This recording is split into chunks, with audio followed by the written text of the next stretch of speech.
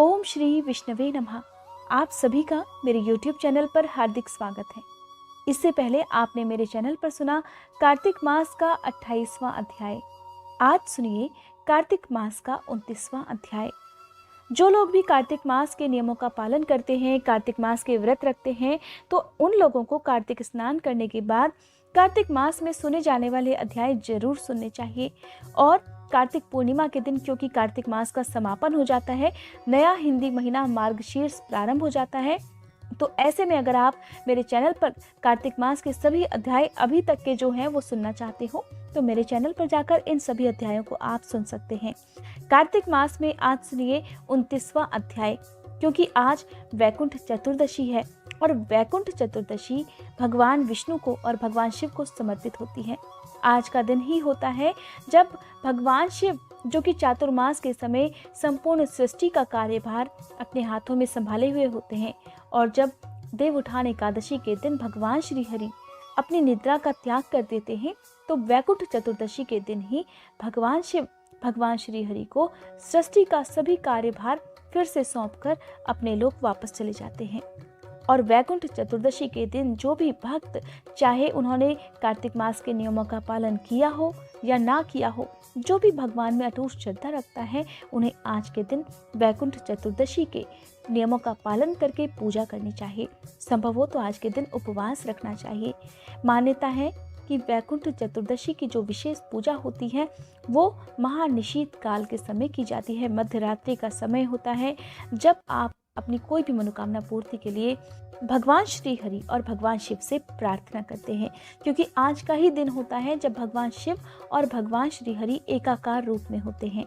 अगर आप जानना चाहते हैं वैकुंठ चतुर्दशी के बारे में कि आज के दिन पूजा किस तरह से करनी चाहिए, किन किन बातों का ध्यान आपको रखना चाहिए, अगर आप व्रत ना रख पाए हों तो भी आपको वैकुंठ चतुर्दशी का पुण्य किस प्रकार प्राप्त हो सकता है, तो आप मेरे चैनल पर अपलोडेड वीडियो को देख सकते हैं। जैसा कि हम सभी जानते हैं कि भगवान श्री हरि माँ लक्ष्मी जी के साथ वैकुंठ धाम में क्षीर सागर पर अपने शेषनाग पर विराजित होते हैं। यही उनका निवास स्थान भी माना जाता है, और यहीं पर विराजमान होते हैं जय और विजय नाम के दो द्वारपाल। क्योंकि जय और विजय के ऊपर भगवान श्री हरि के धाम के प्रहरी का भार होता है, इसलिए किसी को भी भगवान विष्णु से मिलने से पहले उनकी आज्ञा लेना आवश्यक होता है। किंतु एक समय ऐसा भी आया जब जय विजय को भगवान ब्रह्मा के मानस पुत्रों के द्वारा श्राप मिला था, और जिसके कारण उन्हें 3 जन्म भगवान विष्णु के शत्रु के रूप में लेने पड़े। और आज की इस वीडियो में मैं आपको इसी बारे में जो कथा है वो विस्तार पूर्वक सुनाने वाली हूँ। भगवान ब्रह्मा जी के 4 मानस पुत्र थे, जिनके नाम थे सनक, सनंदन, सनातन और सनत कुमार। मान्यता है कि ये सभी भगवान ब्रह्मा जी के विचारों से उत्पन्न हुए थे, जिन्हें हम 4 वेद भी कह सकते हैं। अपने तपोबल के कारण ये चारों आयु में बड़े होने के बाद भी युवा दिखते थे। एक दिन चारों भगवान विष्णु से मिलने उनके धाम वैकुंठ लोक जा पहुंचे, जहां उनकी भेंट जय और विजय से हुई।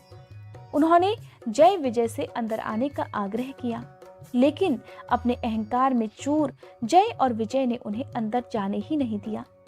उन्होंने ब्रह्मा जी के चारों पुत्रों से कहा कि इस समय भगवान श्री हरि विश्राम कर रहे हैं और इस समय वे किसी से भी नहीं मिल सकते, इसलिए आप उनसे मिलने के लिए कृपया किसी और समय आए। उनके इस व्यवहार से ब्रह्मा जी के चारों पुत्र नाराज हो गए, क्रोधित हो गए। तब उनसे कहने लगे कि श्री हरि का कोई भी भक्त उनसे कभी भी मिल सकता है। अपने भक्तों के लिए भगवान श्री हरि कभी भी व्यस्त नहीं हो सकते।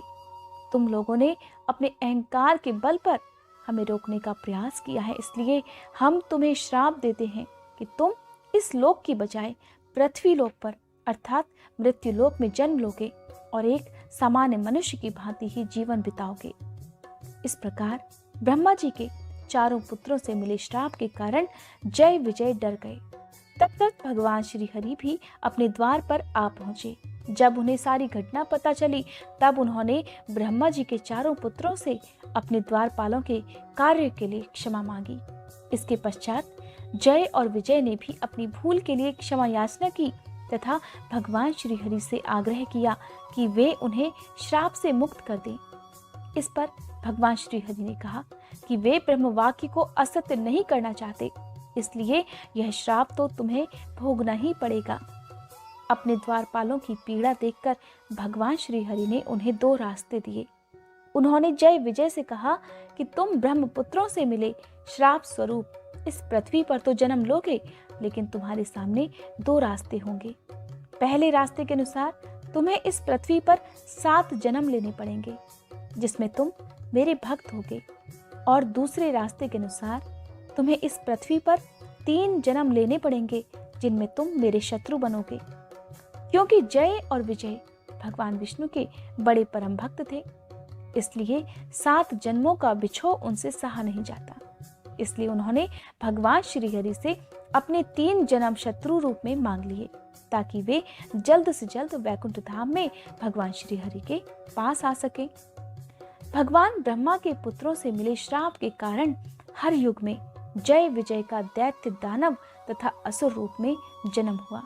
हर युग में उनकी शक्ति कम होती चली गई, और हर युग में भगवान विष्णु ने उनका वध करने के लिए ही अवतार लिया।